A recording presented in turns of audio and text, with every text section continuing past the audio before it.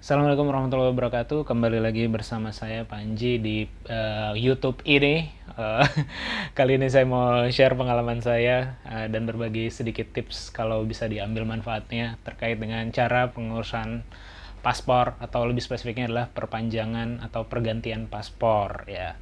Sebenarnya kayaknya udah sebulan yang lalu sih sebenarnya saya ganti paspornya ya. Iya betul, kayaknya bulan November saya ganti paspor. Sekalian saya make momentum ini buat ngetes mic baru. Ini mic Saramonic ya. Jadi sekalian karena lagi nggak ada gawean juga, jadi ngetes mic sekaligus bikin video aja biar ada manfaatnya sekalian. Langsung masuk ke tipsnya aja. Jadi yang pertama, kalau teman-teman mau perpanjang paspor sekarang tuh harus antri online ya. Sebagai salah seorang yang develop aplikasi antrian online, saya juga cukup mengapresiasi ya pihak imigrasi, karena kan memang sudah cukup banyak sebenarnya sistem aplikasi yang mereka kembangkan dari dulu-dulu gitu, sistem antrian online yang banyak nggak works-nya, tapi yang sekarang ya alhamdulillah cukup works, walaupun sebagai kalau kalau mau kerja sama dengan Kiwi jauh lebih oke sih sebenarnya. Nah, balik lagi ke ini ya. Yang pertama, kalian harus kalau mau pergantian paspor sekarang harus antri online dulu.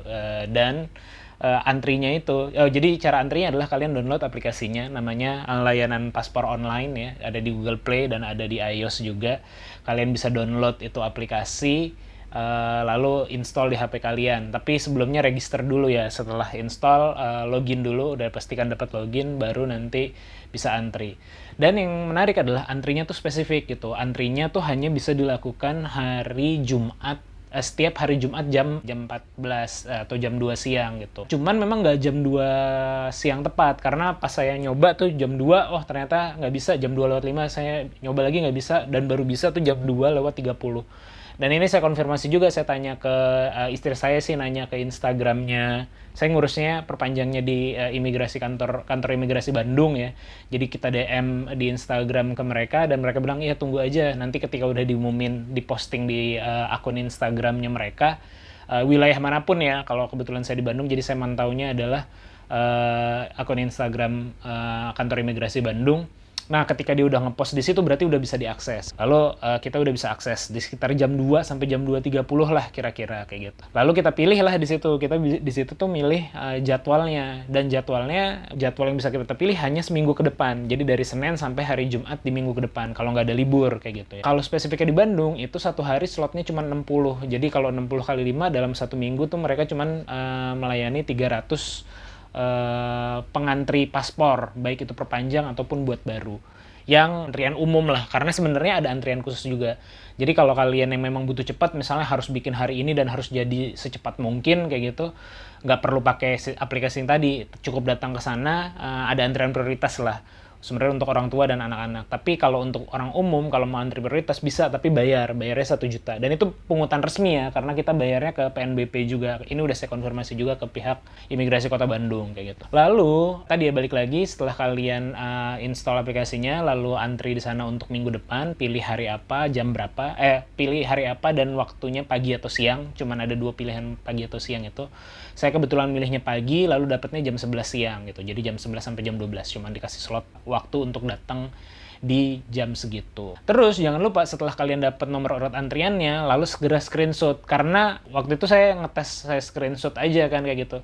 Karena berikutnya ketika saya buka lagi setelah beberapa hari kemudian gitu, saya buka lagi, save-an antrian saya itu udah nggak ada lagi di aplikasinya, walaupun saya udah login gitu. Jadi memang ketika kita datang nanti tunjukin screenshotnya itu aja ke petugas kayak gitu. Jadi wajib di screenshot. Saya kan tujuannya untuk perpanjang, karena sebelumnya udah punya kayak gitu. Jadinya pilihnya nggak ada pilihan perpanjang gitu, tapi nggak ada pilihan perpanjang sayangnya di aplikasi tersebut. Jadi ketika saya lanjut aja, tipe apa ya namanya, screenshotan saya itu atau tipe antrian saya adalah antrian buat paspor baru gitu. Dan ini saya konfirmasi juga ke DM istri saya, konfirmasi juga ke DM-nya Instagram Kota Bandung itu, imigrasi Kota Bandung itu.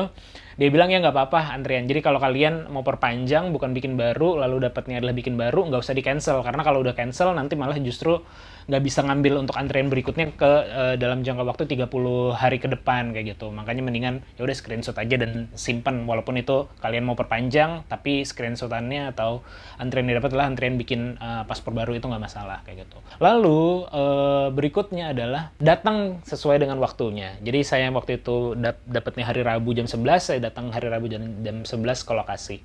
Datang bawa screenshotan yang tadi bahwa kita udah antri, karena di gerbang depannya kalau di Imigrasi Kota Bandung udah dicegat oleh Satpam, karena kan lagi COVID ya, jadinya harus memang terbatas ya. Udah dicegat oleh Satpam, udah dicek namanya siapa dan segala macam. Kalau namanya ada di list bisa masuk, kalau enggak, kalau mau nanya-nanya doang sebenarnya masih bisa masuk juga sih. Tapi utamanya yang diutamakan adalah yang memang udah daftar antrian, jadi mereka udah punya list nama. Jadi saya bilang nama saya Panji, dia langsung contreng di situ memang ada orang yang mau ngantri hari ini jam 11 namanya Panji kayak gitu. Jadi udah terdata juga oleh security di depan. Jadi bawa itu screenshotan. Yang kedua adalah bawa KTP dan fotokopinya, paspor juga dan fotokopi paspornya. Masing-masing satu. Yang perlu diperhatikan adalah terkait dengan fotokopi KTP. Ini fotokopi KTP dan paspor, fotokopi apa adanya aja, nggak usah digunting. Karena ketika saya datang sana, saya bawa yang udah saya gunting kayak gitu kan. Atau karena ada sisaan fotokopian sebelumnya, saya bawa yang udah guntingan lah, digunting kecil gitu. Nah, kata salah seorang petugas yang ada di sana, oh jangan Pak, fotokopi lagi, kita biar dalam A4. Walaupun agak aneh, cuman kata istri saya, mungkin itu biar nggak nyelip dan hilang sih. Jadinya ya intinya gitu, kalau kalian bawa fotokopi nggak usah digunting-gunting lah, bawa apa adanya aja. Dan juga paspor kayak gitu.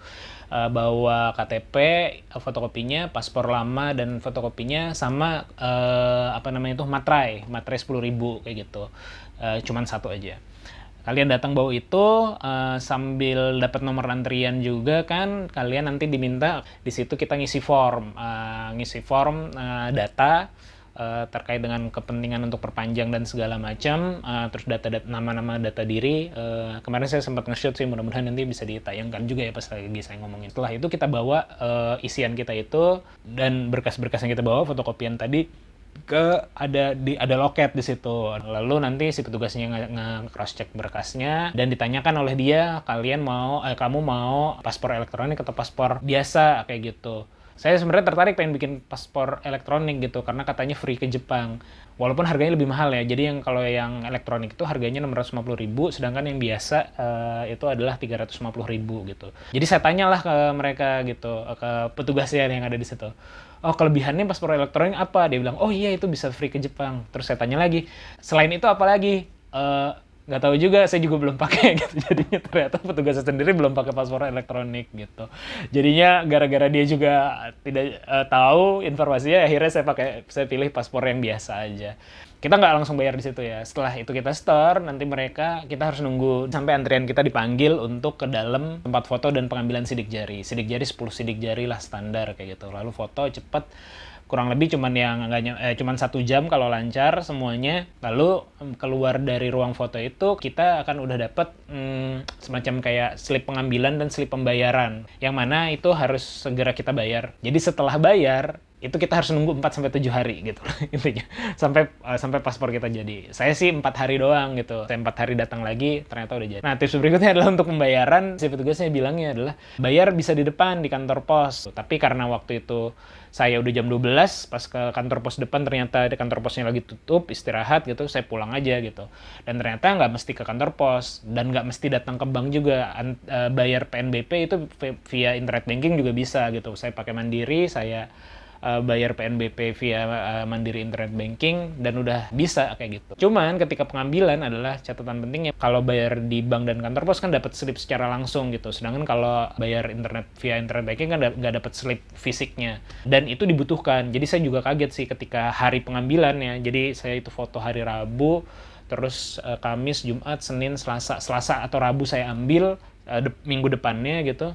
Pas datang ke sana saya bawa struk pengambilan doang, katanya, oh bukti bayarnya mana gitu, kata si petugas saya bilang, oh saya bayarnya internet banking ini, saya kasih lihat kayak gitu. Terus oh nggak bisa, harus di print juga gitu. Jadinya saya ke tukang print yang deket situ, lalu bluetooth WA si mas-masnya slip internet banking saya itu, lalu di print. Jadi baru kali ini saya ngeprint terus slip dari internet banking gitu. Saya bawa lagi ke tempat imigrasinya, dan dari pihak imigrasinya lalu langsung memproses dan paspor saya udah jadi.